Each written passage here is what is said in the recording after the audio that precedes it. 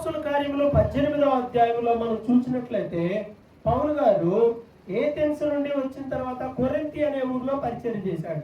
కొరింథీ అనే ఊర్లో దాదాపు సంవత్సరమున్నర పైగానే పరిచర్య చేశాడు. అయిపోయిన తర్వాత తనకి మొక్కుబడి ఉందని కేంక్రేయ వెళ్ళాడు. అక్కడి నుండి ఎఫెసుకి వెళ్ళాడు. అకులా ప్రిస్కిల్లాని అక్కడ పెట్టి ఆయన అక్కడి నుండి బయలుదేరి ఎఫెసు నుంచి బయలుదేరి యెరూషలేముకి ఆయన వెళ్ళిపోవడం చూశారు. అయితే ఈ టైంలో జరిగిన ఒక విషయం ఉంది. యూదుడు ఎఫెసు అనేటువంటి ఊరిలోకి ఒక యూదుడు ఒక సేవకుడు వచ్చాడు. ఆయన పేరేంటి? అపోల్లో. ఆయన పేరేం పేరు? అపోల్లో. అపోల్లో అనేటువంటి సేవకుడు ఏం చేస్తున్నాడంటే ఎఫెసు ఊరికి వచ్చాడు. అతడు విద్వాంసుడు, అంటే బాగా చదువుకున్నవాడు, లేఖనముల యందు ప్రవీణుడు, అంటే లేఖనాలన్నీ ఏది ఎక్కడుంది వాటి అర్థాలు ఏంటి అని బాగా ఎరిగినటువంటి వాడు. అతడు ప్రభు మార్గం గురించి ఆయన ఉపదేశం పొందాడు. ఆత్మలో తీవ్రత ఉందంట. అంటే ఆయనకు ఆత్మ సంబంధంగా ఇదిగో నేను ఏదైనా దేవుని కోసం చెయ్యాలి అనేటువంటి భావన ఆయనకి బాగా ఉండి అతను యోహాను బాప్తిసమే తీసుకున్నాడు, కానీ యేసుక్రీస్తు గురించి పూర్తిగా కూడా ఆయనకు తెలియదు. అయినా సరే అనేక మందికి సువార్త చెప్పాలి అని యేసుక్రీస్తు గురించి చాలా మందికి చెప్పడం ప్రారంభించాడు. ఎవరైనా? ఆయన పేరేంటి? అపోల్లో. మెడికల్ షాపులు కొన్ని కనపడతా ఉంటాయి. ఏమని రాసి ఉంటుంది అక్కడ?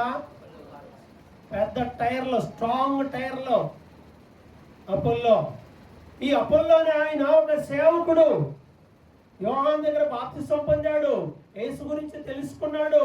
తెలుసుకొని ఆగల, తాను తెలుసుకున్న సత్యాన్ని అందరికీ చెప్పాలని వేరే ఊరు వెళ్ళి మరి ఆ ఊరిలో వారందరికీ సువార్తను ప్రకటించడం మనం చూస్తా ఉన్నాం. కాబట్టి ప్రియమైన వాళ్ళారా, అలా చెప్తూ చెప్తూ ఏ ఊరు వచ్చాడు? ఎఫెసు అనేటువంటి ఊరు వచ్చాడు.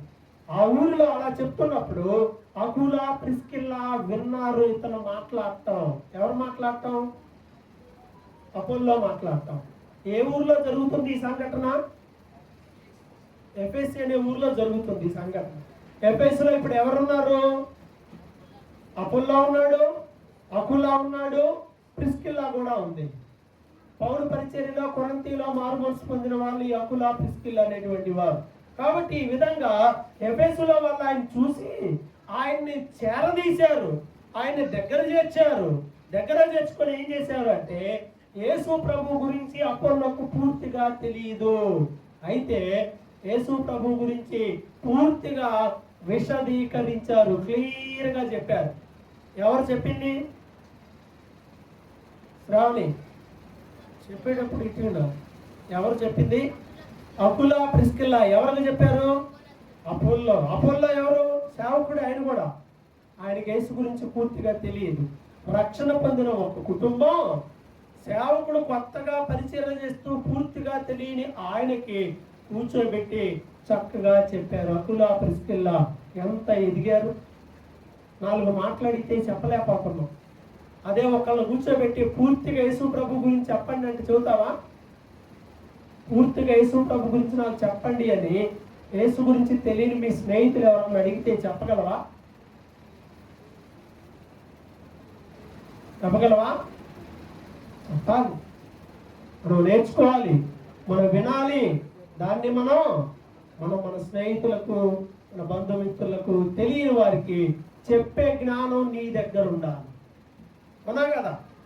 ప్రార్థనకి వెళ్ళే వాళ్ళు ఇలా ఉండొచ్చా, ఇలా ఉండకూడదు అంటే ప్రార్థనకి వెళ్ళి నీకే తెలియకపోతే వాళ్ళకి ఏం చెప్తావు అడిగితే? అవునా కదా? అందువల్ల శ్రద్ధగా దేవుని మాటలు వినాలి. వీళ్ళైతే చక్కగా ఆయనకే కూర్చోబెట్టి చెప్పారు. యేసు ప్రభువే మెస్సియా అని అనేక లేఖనాల ద్వారా ఆయన కూడా బహిరంగంగా చెప్పడం మొదలు పెట్టాడు. అయితే ఈ ఎఫెసు అనే ఊరిలో వీళ్ళిద్దరి కన్నా ముందు పరిచర్య చేశాడు. ఎవరయ్యా అంటే పౌలు గారు పరిచర్య చేశాడు. పౌలు గారు పరిచర్య చేశాడు. ఆయన ఎఫెసులో పరిచర్య చేసినప్పుడు ఏం జరిగిందో తెలుసా? 19వ అధ్యాయం చదివితే ఆయన కొరింథీ అనే ప్రాంతంలో ఉన్నప్పుడు ఆ ఊరు ఈ ఊరు వెళ్తూ ఎఫెసు అనే ఊర్లోకి వచ్చాడు. ఎఫెసు ఊర్లోకి వచ్చి అక్కడ వాళ్ళని అడిగాడు, పరిశుద్ధాత్మను పొందుకున్నారా అసలు పరిశుద్ధాత్మ ఉన్నాడన్న సంగతి ఏమో తెలియదండి అన్నారు. వెంటనే వారి మీద చేతులుంచి ప్రార్థించినప్పుడు వారు పరిశుద్ధాత్మను పొందుకున్నారు. భాషలతో మాట్లాడటం మొదలు పెట్టారు. 7వ వచనం చెప్తుంది 19వ అధ్యాయంలో ఇంచుమించుగా 12 మంది పురుషులు ఉన్నారు. అందులో వీళ్ళందరూ కూడా ఏం చేస్తున్నారంట? ఏం చేస్తున్నాం? పరిశుద్ధాత్మతో నింపబడిన వారుగా ఉన్నారు. ఆ సంఘంలో ఎఫెసు అనే ఊరిలో పౌలు ద్వారా దేవుడు గొప్ప కార్యాలు జరిగించాడు. అంతవరకు ఆగల ఆయన అక్కడ ఉన్న సమాజ మందిరంలో దేవుని రాజ్యం గురించి మాట్లాడుతూ 3 నెలల పాటు ఎఫెసులో సమాజ మందిరంలో చెప్పినప్పుడు చాలా మంది వచ్చి వాదించారు. కొంతమందికి అదొక రకమైన చెడ్డ అలవాటు ఉంటుంది, కొంతమందికి అడిగి తెలుసుకునే మంచి అలవాటు ఉంటుంది. నువ్వు అడిగి తెలుసుకో, తప్పేం లేదు. వాదిస్తారు కొంతమంది. ఇది ఇట్లా అని ఎందుకు? అన్నమే ఎందుకు తినాలి? గడ్డి తినొచ్చు కాబట్టి అన్నమే ఎందుకు వండుకొని తినాలి? విచిత్రమైన ప్రశ్నలో ఇలానే ఎందుకు చేయాలండి? బైబిల్లో ఎలా ఉందో అలానే. ఆధారాలు ఏంటి? బైబిల్లో వాక్యాలే ఆధారాలు. వ్యతిరేకంగా కొంతమంది మూర్ఖంగా వాదిస్తూ ఉంటారు. అలాంటి వాళ్ళ జీవితాల్లో ఆశీర్వాదాలు ఉండవు. విశ్వాసంతో దేవుని మాటలను అంగీకరించాలి. అనేక మంది చెప్తున్నప్పుడు ఏం చేశారంట? కొంతమంది ఏమో ఒప్పుకొని లోబడి విశ్వసించి దీవెనలు పొందారు. ఇంకొంతమంది ఏం చేశారంటే దూషించారు, కఠినపరచబడ్డారు. ఆయన ఏం చేశాడంటే ఇంకెక్కడ కాదులేని ప్లేస్ మార్చాడు. సమాజ మందిరంలో నుండి ఆయన ఏం చేశాడు అంటే ఒక స్కూల్లో పెట్టడం మొదలు పెట్టారు. ఆ స్కూల్ తురన్ను అనే ఒకటి పాఠశాల. ఆ స్కూల్ ఎవరిది? తురన్ను. ఆయన పేరు అది, స్కూల్ పేరు కాదు అది. తురన్ను అనేటువంటి ఆ స్కూల్లో పౌలు గారు ఏం చేశాడంటే వాక్యాన్ని బోధిస్తా ఉన్నాడు.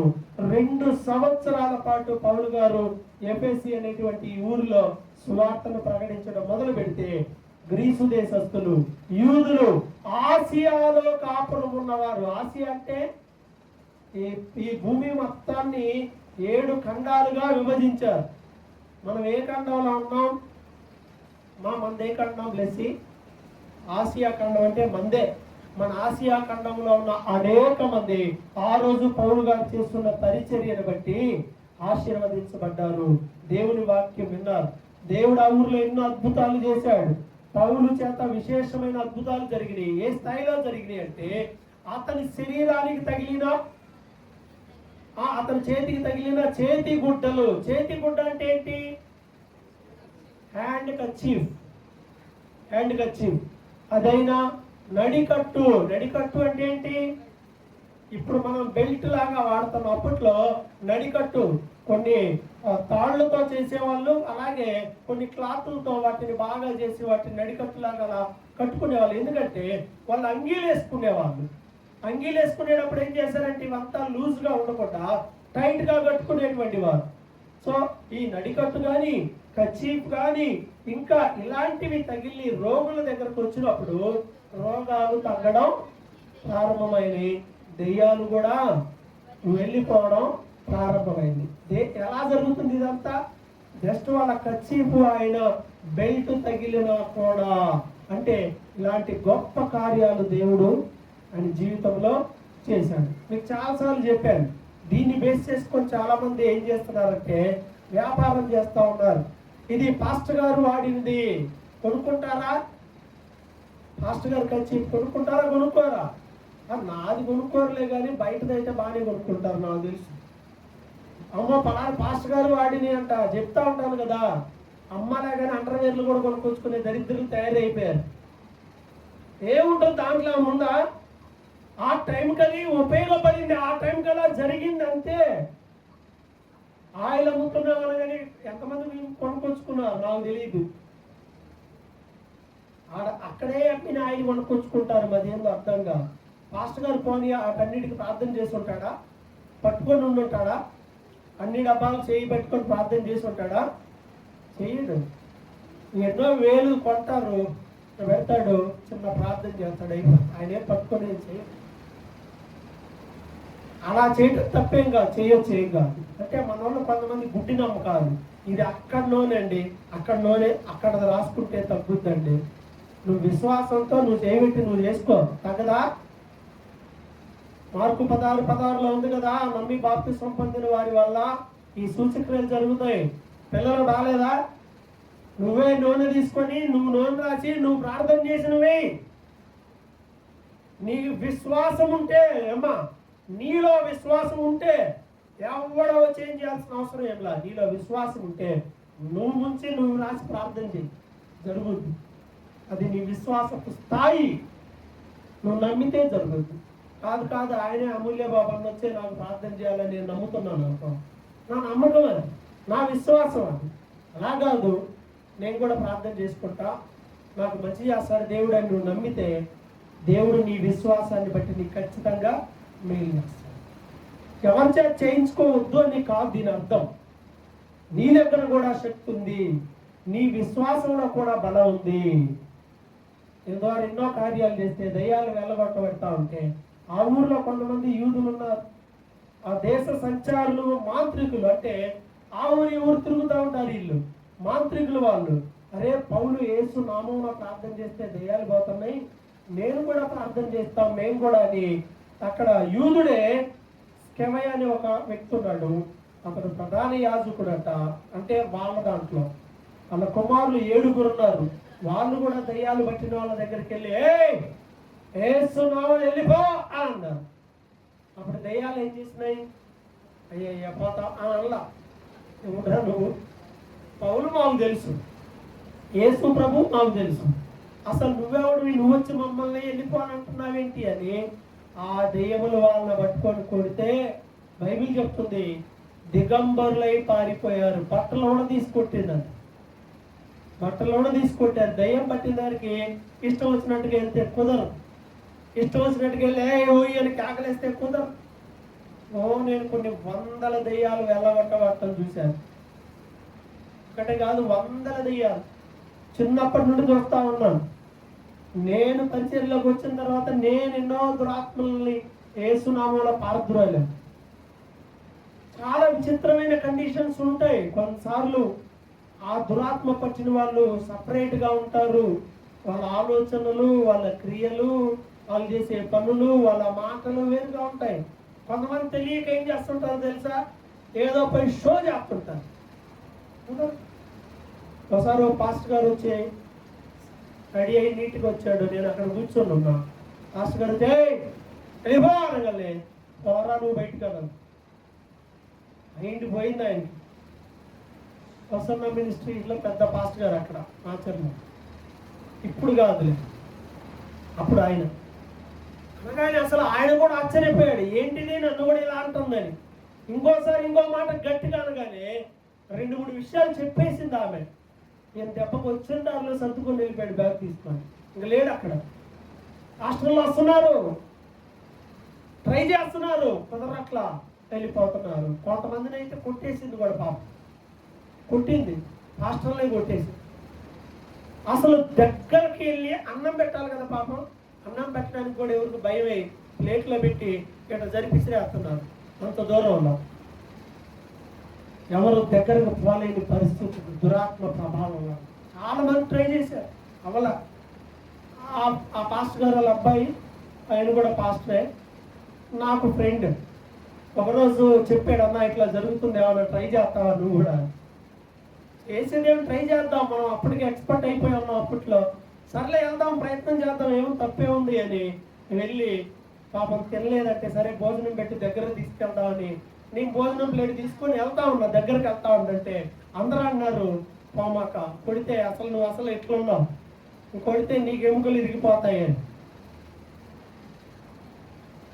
అన్నిసార్లు అందరికీ కూడా అన్ని మాట వినవు. ప్రార్థన శక్తి కావాలి, విశ్వాసం కావాలి, దైవ బలం కావాలి, ఉపవాస ప్రార్థన శక్తి కావాలి.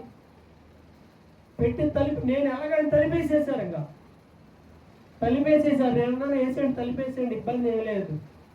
లోపల నువ్వు గడిపెట్టుకుంటే వద్దు, మీరు పెట్టుకోండి పర్లా, నేను చెప్పినప్పుడు తీయండి, నాకు అంత భయం ఏమి లేదు, అంత బాధ ఏమి లేదు. తీసుకొని వెళ్ళి ప్లేట్ అక్కడ పెట్టి, ముందు అన్నం దీని తర్వాత మాట్లాడుకుందాం. అసలు నువ్వెందుకు వచ్చావు, నిన్ను పిలిచింది ఎవడు, వాడికి అసలు వాడి తన్నాలి నిన్ను పిలిచినందుకు. తర్వాత అనుకున్న వాళ్ళే ముందు అన్నం తిని ముందు తర్వాత సంగతి అని జస్ట్ అన్నం ప్లేట్ అక్కడ పెట్టి నేను కొంచెం దూరంగా కూర్చొని ప్రార్థన చేసుకోవడం మొదలుపెట్టాను. ప్రార్థనే చేశాను, నేనేం చేయను, ప్రార్థనే చేశాను. కొద్దిసేపటికి మొత్తం అంతా ఒక్క యేసునామంలో గద్దించాం, అయిపోయింది. కొద్దిసేపటికి అంతా నార్మల్ అయిపోయి లేచి నువ్వెవరు మా ఇంట్లో ఎందుకున్నావు అంచు. నేను మీ ఇంట్లో లేను, నువ్వు మా ఇంట్లో లేవు. మనం ఆ మందిరం ఎలా ఉండేదంటే ఒక ఇల్లులాగా ఉండేది. ఇట్లా ఇంత పెద్ద హాల్ ఏమో చర్చికి పెట్టుకొని ఇంకొక గది సేవకులు ఉండేవారు. నువ్వు నేను ఇద్దరు చర్చిలో ఉన్నావు అంటే మా ఆయనేడి ముందు మా ఆయనేడి అంటుంది. అలా ఆయన్ని పిలిచి ఆయన దగ్గర రాట్లా, ఎందుకంటే చాలాసార్లు తన్నింది ఆయన. భయపడి ఆయన రావట్లా. దేవుడు తన కృప చేత విడుదల ఇచ్చాడు. అందరికీ కూడా ఇవన్నీ సాధ్యము అయ్యే కాదు. అందరూ స్వస్థతలు చేయలేరు, అందరూ ఆత్మలు వెళ్ళగొట్టలేరు, అందరూ భాషలో మాట్లాడలేరు. దేవుడు ఎవరికి ఏది ఇస్తే అదే. కానీ వీళ్ళు ఏం చేశారంటే ఏదో కోతులు కనుక మనం ఎలాంటి అవి కూడా అలా అంటే అలా చేద్దామని వేస్తున్నామో లేదో ట్రై చేశారు. కానీ వీళ్ళేమో మాంత్రికులు, ఆయనేమో దేవుని సేవకుడు. తేడా ఉంటుందా ఉండదా? ఇంకా దిగంబర్లై పారిపోయారు. ఆ ఊరిలో మాంత్రికులు మారిపోయారు. మాంత్రికులు మారిపోయి వాళ్ళ దగ్గర ఉన్న మంత్ర పుస్తకాలు వాళ్ళ దగ్గర ఉంటాయి కదా, ఆ మాంత్రిక తాంత్రికమని మొత్తం అన్నీ తెచ్చి తగలబెట్టి కాల్ చేశారు. లెక్క ఎంత అయింది అంటే 19వ అధ్యాయం 19వ వచనంలో వాటి లెక్క చూడగా వాటి వేల 50,000 వెండి రూకలు ఆయన. ఎంత అయినాయి? 50,000 వెండి రూకలు. అప్పట్లో 2000 సంవత్సరాల క్రితం 50,000 వెండి రూకలు. చూసారా? 50,000 అంటే ఏందనుకున్నారు? సామాన్యమైన విషయమా? 2000 సంవత్సరాల క్రితం. ప్రియమైన వాళ్ళారా, వాళ్ళు ఇది వెండే, ఇది బంగారమే, లేకపోతే ఇదే చోళ్ళ తగలబెట్టేశారు. దేవుని వాక్యానికి విరోధమైనది ఏది మన ఇంటిలో ఉండకూడదు. వాక్యానికి విరోధమైనవి ఏమి మన హృదయంలో పెట్టుకోకూడదు, తీసేసారు. వాళ్ళు ఆ రీతిగా గొప్ప ఉద్యమం వచ్చింది ఆ ఊర్లో. ఆ స్కూల్ ఆయన చెప్పినప్పుడు అనేక మంది మారు మనసు పొందారు. ఆ తర్వాత చాలా మంది సేవకులు మనకి బైబిల్లో కనిపిస్తారు. మెజారిటీ వీళ్ళందరూ ఆయన స్కూల్లో వాక్యం చెప్తున్నాడే, ఆ స్కూల్లో వాక్యం చెప్తున్నప్పుడు విని వాళ్ళ సొంత ఊర్లు వెళ్ళి అక్కడ సంఘాలు స్థాపించారు, సేవకులుగా మారి. గాయి అలాగే మారిపోయాడు. ఎపఫ్రోదితు ఆయన అలాగనే మారిపోయిన వాడే. అనేక మంది సేవకులు తయారయ్యారు. ఇక్కడ నేర్చుకొని ఎన్నో సంఘాలను వాళ్ళు మరలా తిరిగి పెట్టడం మనం చూస్తాము. ఎఫెసు పట్టణం. ఈ ఎఫెసు పట్టణం గురించి ఆల్రెడీ మీ గతంలో చెప్పాను. అది పెద్ద వ్యాపారం నడిచే ఊరు. అది ఆ ఊర్లో అర్తమీదేవి గుడి ఉంది. మనకి ఇప్పుడు తిరుపతి, శ్రీశైలం ఎలానో అప్పట్లో ఈ ఊర్లో అర్తమీదేవి గుడి, అక్కడ జరిగేటువంటి పండగలు, ఆచారాలు, వాళ్ళ నమ్మకాల ప్రకారం అది చాలా పెద్దది అప్పటి ప్రపంచంలో. అలాంటి స్థలంలో పౌలుని దేవుడు వాడుకొని తనకి మహిమ తెచ్చుకున్నాడు. ఎన్ని గొప్ప కార్యాలు జరిగినాయండి. దేవుని ప్రణాళిక చొప్పున అడుగు వేసినప్పుడు దేవుడు తన కార్యాలను జరిగిస్తాడు. ఇలాంటి గొప్ప కార్యాలు మనం కూడా చూడాలని ప్రార్థన చేసుకోవాలి. ఇన్ని జరుగుతూ ఉంటే సైతానుడు ఊరుకుంటాడా? ఆయన ఏమనుకున్నాడంటే, సరే ఇంక యెరూషలేము వెళ్ళిపోదాం, ఇది 3వ జర్నీ అయిపోయి ఇంకా త్వరగా అయిపోయి వెళ్దాం అనుకుంటే ఆ ఊర్లో కొంతకాలము అక్కడే ఉండాలి అని వాళ్ళు అనుకున్నారు. ఆయన రోమా వెళ్ళాలనుకున్నాడు. అక్కడి నుండి అక్కడికి వెళ్ళి పరిచర్య చేయాలనుకున్నాడు, వెళ్ళలేకపోయాడు. అయితే ఆ ఊర్లో ఒక గొడవ జరిగింది. ఏ ఊర్లో? మనం ఏ ఊర్లో ఉన్నాం ప్లస్ ఇప్పుడు మన పాఠ్య భాగంలో ఏ ఊర్లో ఉన్నాం? ఇప్పుడు మనం చెప్పిన సంగతులన్నీ ఏ ఊర్లో జరిగినాయి? ఎఫెసీ అనే ఊర్లో జరిగింది. ఎఫెసీ పత్రిక చదివేటప్పుడు ఎఫెసీ సంఘ చరిత్ర చదివి అప్పుడు ఎఫెసీ పత్రిక చదివితే బాగా అర్థం అవుతుందా, ఈ సందర్భంలో అది రాశాడు కదా అని. అర్థమైందా? కొరింథీ చదివి, కొరింథీ సంఘ చరిత్ర చదివి ఆ తర్వాత ఆ పత్రిక చదువుతుంటే అక్కడ మనకు వస్తుంది, ఏమని వస్తుంది? నేను పరిచయం చేశాను, అపోల్లో పరిచయం చేశాడు, అవునా? అక్కడ అందుకే అంటది, ఒకడు అపోల్లో వాడనని, ఒకడు పేతురు వాడనని, ఒకడు క్రీస్తు వాడనని, ఒకడు పౌలు వాడనని అనే మాట వచ్చింది కదా. ఎందుకు వచ్చింది ఇప్పుడు అర్థమైందిగా. అక్కడ అపోల్లో పరిచర్య చేశాడు, పౌలు పరిచర్య చేశాడు, సేవకులు అందరూ వచ్చి చేశారు కాబట్టి అలా అయ్యింది. అప్పుడు కొంతమంది అలా గ్రూప్స్ పెట్టుకున్నారు, అందువల్ల దాన్ని అలా ఖండించారు. అందుకే సంఘ చరిత్రలో జాగ్రత్తగా చదివి ఆ తర్వాత వాక్యాన్ని అర్థం చేసుకోవాలి. ఇప్పుడు ఆ ఊర్లో గొడవ వచ్చింది. ఎందుకు వచ్చింది అంటే పౌలు గారు వాక్యం చెప్తున్నప్పుడు ఆయన గట్టిగా ఖండించి చెప్తున్నాడు, విగ్రహ ఆరాధన చేయకూడదు, ఏ రూపాన్ని మనం చేసుకోకూడదు. యేసు ప్రభు విగ్రహం చేసుకోవచ్చు అన్నామని నువ్వే మనం ఏ విగ్రహాలను చేసుకోని వాటికి మొక్కకూడదు. యేసు ప్రభు విగ్రహం చేసుకోవచ్చా? ఏ విగ్రహం చేసుకోకూడదు అనేది రూలు. యేసు ప్రభు చేసుకోవచ్చా? అప్పుడు చేసుకోవచ్చా? ఏది చేయొద్దు అని చెబుతుంటే యేసు ప్రభు చేసుకోవచ్చు అని ఎట్లా చెబుతాం? ఏం తినొద్దు అని అంటే రొట్టె తినొచ్చా అని అంటే డాక్టర్ చెబుతాడు ఏం తినకూడదు అని అంటాడు. మామిడికాయలు అయ్యా సీజన్ అయ్యా తినొచ్చా అని అడుగుతావా? ఏం తినొద్దు అంటే అర్థమైంది, ఏమి వద్దని అంతే. ఇదే అదని పర్మిషన్లు ఉండవు. ఏ విగ్రహం వద్దంటే అయ్యా మరి అమ్మదయ్యా పర్లేదా, ఏం వద్దన్నాడుగా, దాంట్లోనే అర్థం ఉందిగా. అర్థమైందా? ఇప్పుడు విగ్రహారాధనకి క్రైస్తవ్యం వ్యతిరేకం, అవునా? వ్యతిరేకం. పౌలు గారు ఆ మాట చెప్పినప్పుడు ఇప్పుడు ఆ ఊరిలో పెద్ద గుడే ఉంది. ఆ గుడి ఉంటే అక్కడ కంసాలి వారు ఉన్నారు. వాళ్ళ వృత్తి ఏంటి? వాళ్ళు గుళ్ళు తయారు చేస్తారు, వెండి విగ్రహాలు, ఆ గుడి మోడల్స్ తయారు చేసి అవన్నీ పెట్టి అమ్ముతారు.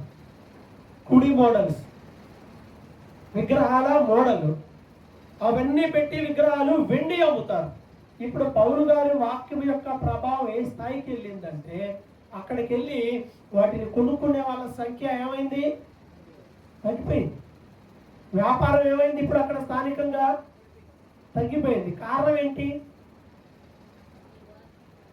దేవుని యొక్క వాక్యము ప్రజల్లోకి వెళ్ళి ప్రజలు రక్షణ మార్పు పొంది వాటిని ఆరాధించడం మానేశారు, వాటిని కొనటం మానేశారు, వాటిని వెంబడించడం మానేశారు.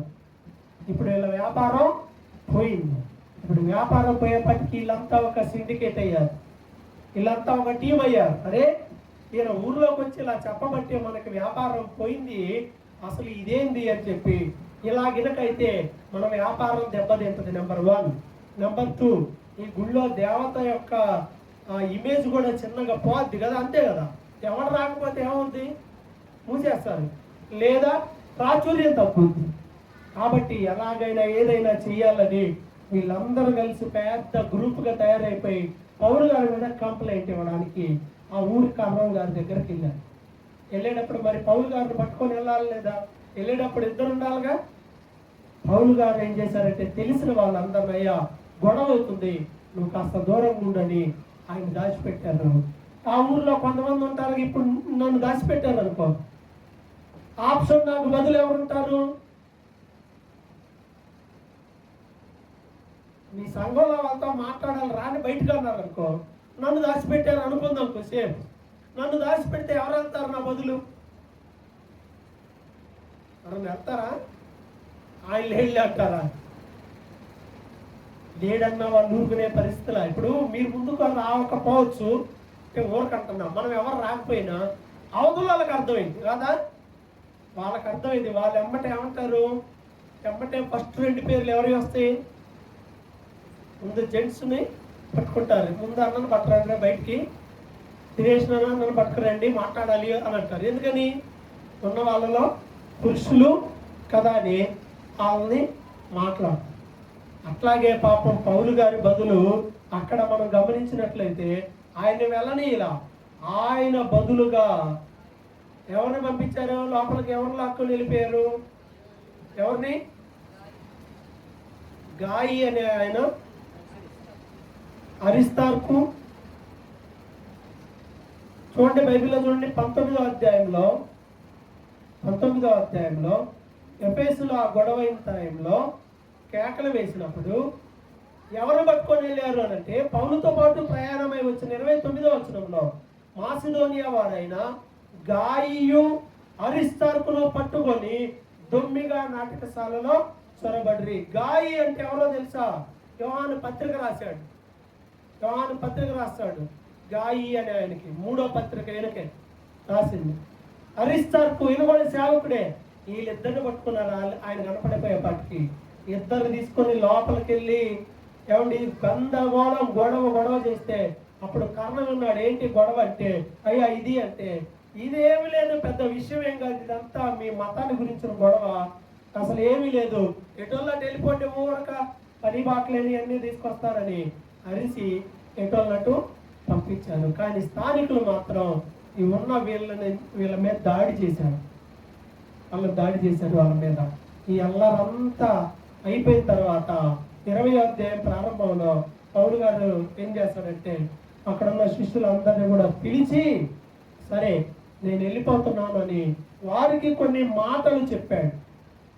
వెళ్ళిపోతూ వాళ్ళకు కొన్ని మాటలు, కొన్ని జాగ్రత్తలు చెప్పి ఆయన ఆ ప్రాంతాన్ని విడిచిపెట్టి మరికొన్ని ఊర్లు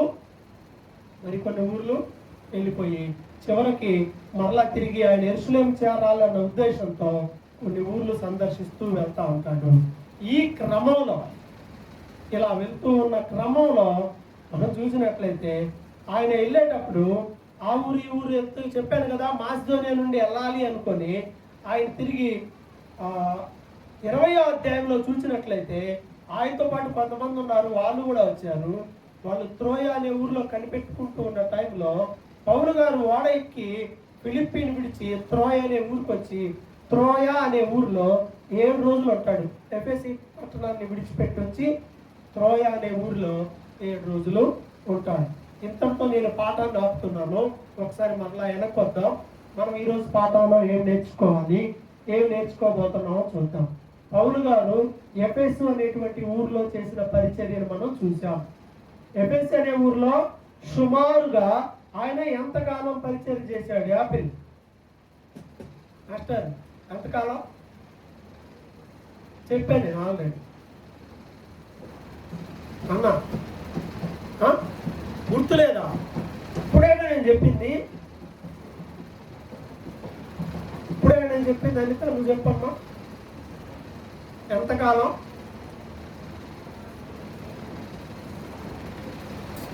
నాలుగు నెలల 2 సంవత్సరాలు.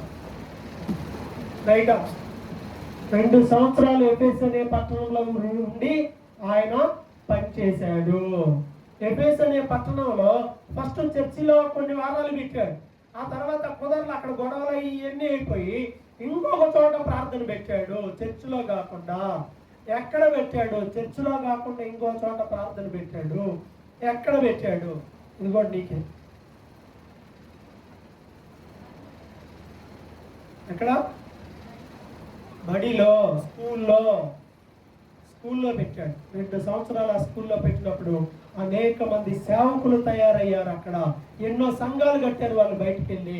ఆ స్కూల్ పేరేంటి అన్నా? తురన్ను.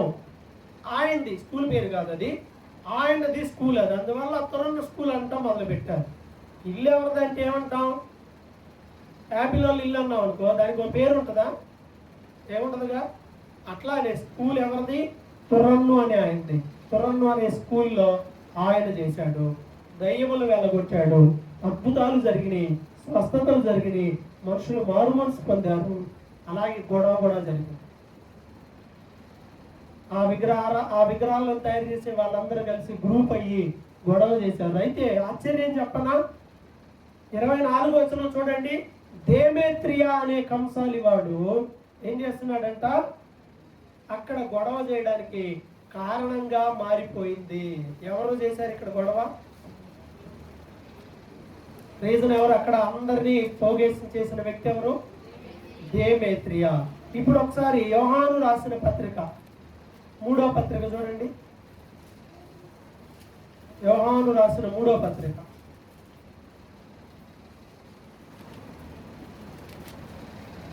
3వ పత్రిక స్టార్టింగ్ లో గాయునకు శుభమని చెప్పి రాయినది అని ఉంటారు. ఈ పత్రిక ఎవరికి రాశారు? గాయి అని ఆయన. తర్వాత కాలంలో ఎఫెసీ సంఘంలో గాయి అని ఆయన పరిచర్య చేశాడు. పౌలు గారు వెళ్ళిన తర్వాత. అందువల్ల ఆయనకి ఓ ఉత్తరం రాశాడు.